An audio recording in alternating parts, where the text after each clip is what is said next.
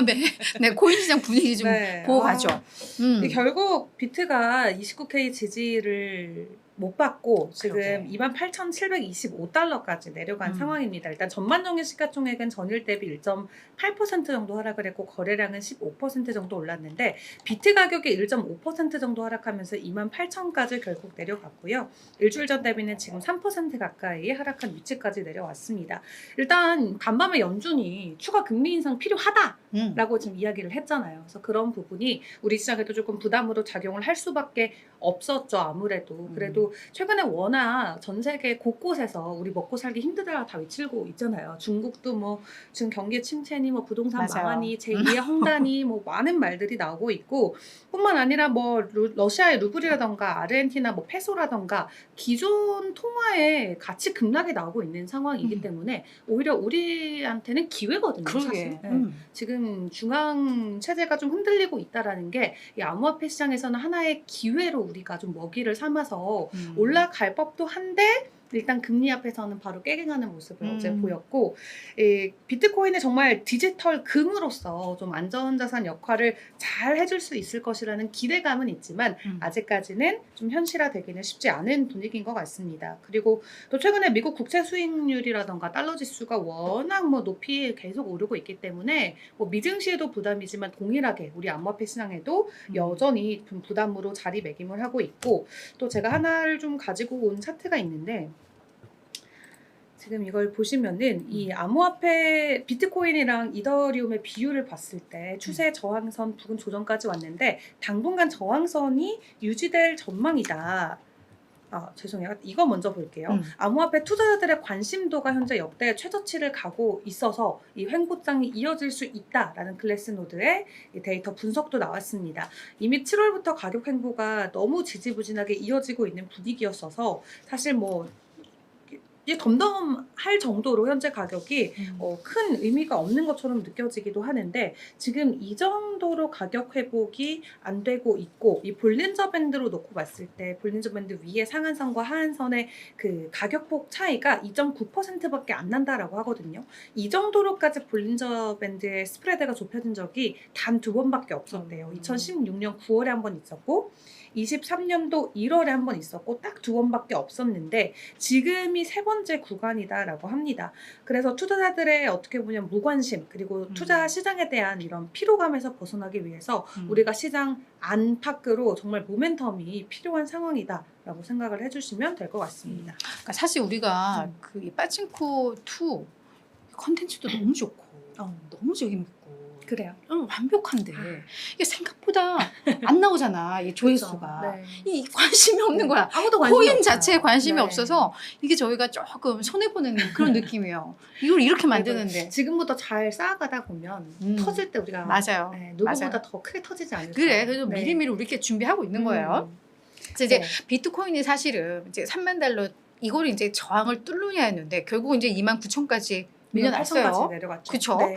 그렇기 때문에 이제는 비트코인에서 어떤 또 다양한 어떤 뭐 신호들이 좀 나오고 있는지 온체인 데이터도 좀 봤으면 좋겠는데 어떤 것들이 좀 나왔어요? 네, 앞서 잠깐 말씀드렸던 이 비트코인과 이더리움 비율을 말씀드리도록 할 텐데 지금 저항 구간에 맴돌고 있는데 이더리움보다도 비트코인 가격이 저항선에 훨씬 더 크게 부딪혀 있다라고 생각을 해주시면 될 것 같아요. 그렇기 때문에 올라가는데 힘이 더 붙일 수밖에 없는 상황이고 만약에 이 저항선을 뚫고 올라가주면 당연히 올라간다는 건 뭐 모두가 아는 사실이지만 현재 구간에서 냉정하게 평가해 봤을 때 이 50일 이평선의 가격이 딱 걸쳐져 있는데 이 50일 이평선이 지금 현재 약간 완만하게 좀 누워가는 그래프로 나오고 있거든요.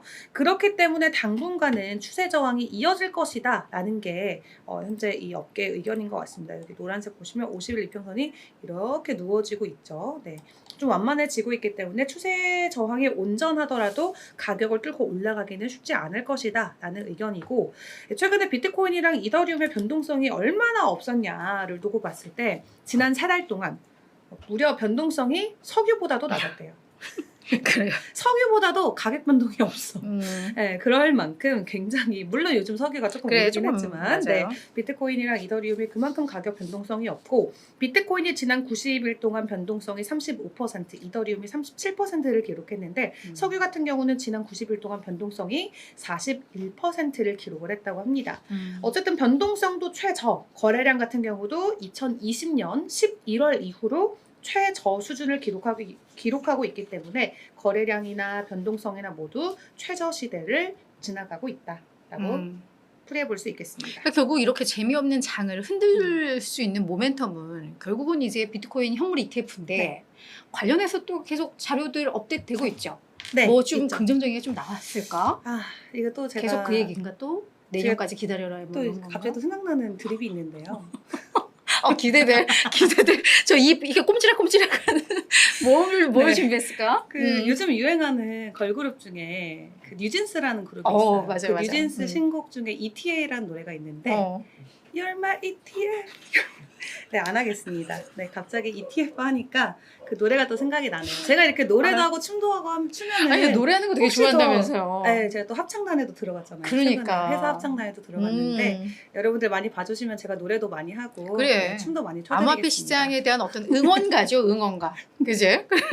자, ETA 아닌 ETF 함께 보도록 할 텐데요. 어제 또 전해진 소식은 사실 내용은 거의 비슷해요. 뭐 새롭다라는 소식이라기보다도 오늘은 네가 말할 테니 내일은 내가 말한다. 약간 이런 느낌이 똑같은 있잖아요. 내용을. 네, 똑같은 내용을 그냥 암호화폐 업계 인사들이 돌아가면서 말하고 있다라고 생각해 주시면 될 것 같은데 일단 여러분들이 다 아시는 것처럼 일단 내년 3월이 돼서야 우리가 암호화폐 비트코인 ETF와 관련된 심사 결과를 받을 수 있고 지금 그 3월 이후에 승인 가능성이 조금 덤쳐지고 있는데 현재 이 분석가들에 의하면 미국에서 현물 비트코인 ETF가 승인될 확률은 무려 65%라고 합니다. 애매해요.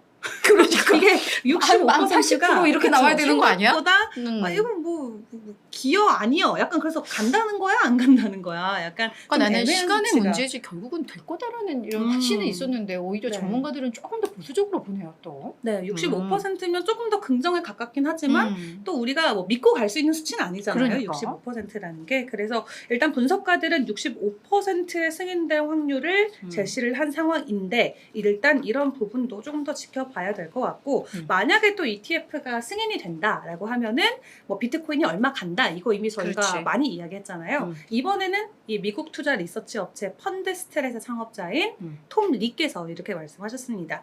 비트코인 15만 달러 간다. 근데 차라리 이분은 조금 말을 아껴주시는 게 그리고 저희 5배 시장에는 간다 이거잖아 지금. 지금 가격의 5배 실망스러운데? 넘는데 이 무엇보다도 조금 그런 게 이분은 조금 이분이 말하면 반대로 가요 시장이. 인간 지표구나 암호화폐기에. 그래서 이분이 사실 이런 말씀하시는 게 크게 달갑진 않아요. 그냥 이렇게 조금 함구해 주시는 것도 아 진짜. 방향성이 주식 될수 시장에서의 있는데. 그 우리 주식시장은 누구예요? 캐시우드. 캐시우드가 그런 역할이에요. 근데 요즘은 잘 맞아서 캐시우드 한참 이분 되게 멸시당했잖아. 맞아요. 근데 지금은 다시 살아나고 있는데. 캐시우드가 약간 테슬라나 막 비트코인이나 기술주 이런 많이 좋아했으니까. 리스크가 높은 것들 위주로 맞아, 투자하다 맞아. 보니까 조롱거리의 대상이 되지만 결국 위너는 그녀가 아닐까 지금 싶은데요. 맞아요. 네. 그러니까 이분도 우리가 그래요? 너무 무시하지 않아도 될 것 같아. 언젠가는 또 이 반전의 또 그런가? 계기가 나올 수도 있어요. 네. 네. 알렉산더님께서 지금 제 이중턱과 관련해서 많은 댓글을 남겨주고 계신데요. 제 이중턱이 거기서도 보이나요? 화질이 너무 좋네요. 아니 무슨 은주가 무슨 이중턱 이중턱? 있어요. 있는데 네. 그냥 부은 거 아니에요? 살짝 오늘? 이거 더 안 좋은 말인가? 네, 이중턱 있는데 네. 가독한 못 본 척 해주세요. 그래도 우리 그런 말은 하지 말아요. 네. 정말. 네. 네, 어쨌든 ETF 관련해서는 이 정도 소식 확인해 볼 수 있겠습니다. 알겠습니다. 자, 우리 이제는 또 알트코인으로 넘어와야 될 텐데 리플과 관련해서 또 소식이 많았다고요. 리플이 간밤에 또 여러 가지 소식들이 전해졌는데 사실 우리 이유 누나께서도 같이 방송 시작하고 알트코인에서 뭐 이렇다 할 만한 소식들 사실 리플밖에 뭐 나온 게 없었잖아요. 근데 오늘도 또 리플이 추가적으로 소식을 가지고 왔는데 비트페이가 리플과 함께 글로벌 결제 지원을 한다. 이제 비트페이는 애플페이에 탑재돼서 애플페이로 이제 코인 결제하는 거 아세요? 몰랐어요. 커피 계산하면 그게 비트로 나가고 막 이제 이런 비트페이랑 진짜? 애플페이가 아마 작년인가 뭐 했을 거예요. 이 체결을. 근데 이제 비트페이에서는 보통 이더리움이랑 비트코인 이런 코인들만 지원을 하다가 이제 리플도 추가를 시켜준다라는 소식이 전해진 거예요. 그래서 이미 조금 뭐 확정된 소매 업체들이 뭐 30개가 넘는다라고 하고 뭐 세계적인 영화관 체인이죠. AMC. 이제 리플로 영화 볼 수 있습니다. 그리고 뭐 명품 시계앤 브랜드인 위블로. 사실 저는 몰라요. 위블로 처음 들어봤는데. 근데 그냥 해야지. 명품 브랜드라니까. 난 모르지만 뭐 어쨌든 위블로도 여러분 이제 리플로 구매하실 수 있고요. 이런 식으로 리플은 결제망을 계속해서 확산해 나가는 추세다. 네. 근데 사실 요즘 결제하면 손해잖아. 너무 떨어져 있으니까.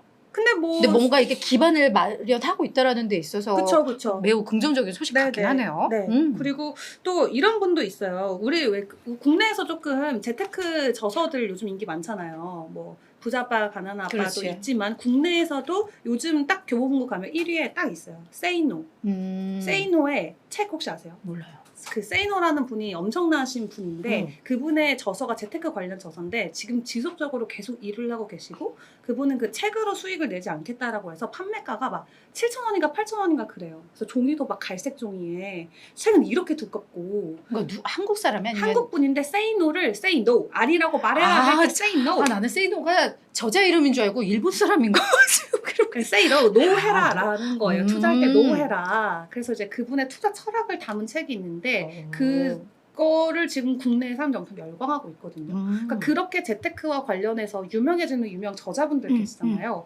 미국에서도 그런 저서가 있는데 Three Step to Quantum Wealth라는 책이 있는데 이분이 린다 존스라는 분이에요. 근데 이분이 갑자기 뜬금없이 야, 니네 리플 지금 안 사면 후회한다? 이런 말을 한 거예요. 진짜 뜬금없네. 근데 재테크 저서의 저자로서 이런 말 하기 쉽지 않잖아요.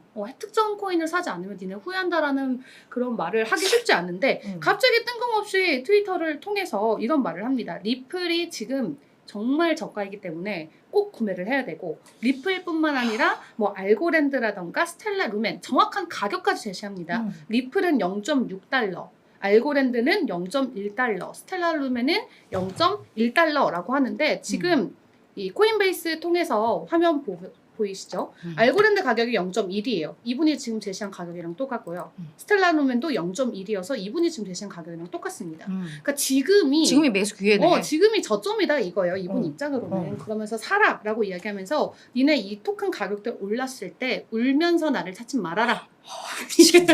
어머 귀가 막 이렇게까지 말씀을 하셨어요. 나 린다 존스인 줄 알았어 방금.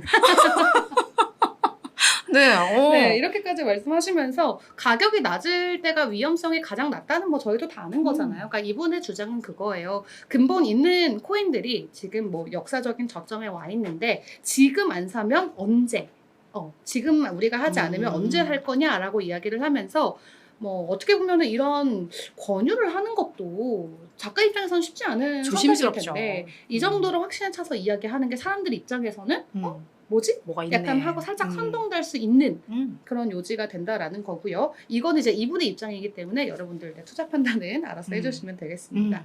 자, 리플이 어쨌든 어디를 가나 최근에는 이름을 빠지지 않고 있는데 그렇다면 현재 리플 가격은 어떤 분위기일까? 왜냐면 리플이 거의 1,100원대까지 올라가면서 말 그대로 우리가 막 파티를 벌였어요. 그렇지. 얘가 500원대 있다가 갑자기 막 1,000원 뚫고 넘어가면서 파티를 벌이다가 갑자기 다시 또 막 800원, 700원대로 쭉 내려왔는데 지금 리플이 이 100일 이평선을 지지를 하고 있는 상황이다라고 합니다. 근데 만약에 지금 200일 이평선까지 붕괴가 된다면은 이 리플이 SEC로부터 판결 승소를 얻어서 가격이 폭등했던 그 시기까지 다시 내려갈 수 있다라는 거죠. 그래서 지금 어쨌든 추가 하락에 대한 부담감이 있는 상황인데 지금 이 이평선 보니까 지금 정배열로 나와 있는 것 같아요. 그림이 좀 선명하진 않는데 정배열인 것을 우리가 생각을 해놓고 봤을 때 100일 이평을 뚫고 내려왔으니까 다음 200일 이평 때 지지 여부를 봐야 되지만 만약에 200일 이평이 뚫린다면은 판결 이전 수준까지도 가격 후퇴 가능성은 있다라는 거 앞선 이 린다님과는 조금 다른 의견을 보여주는 거죠.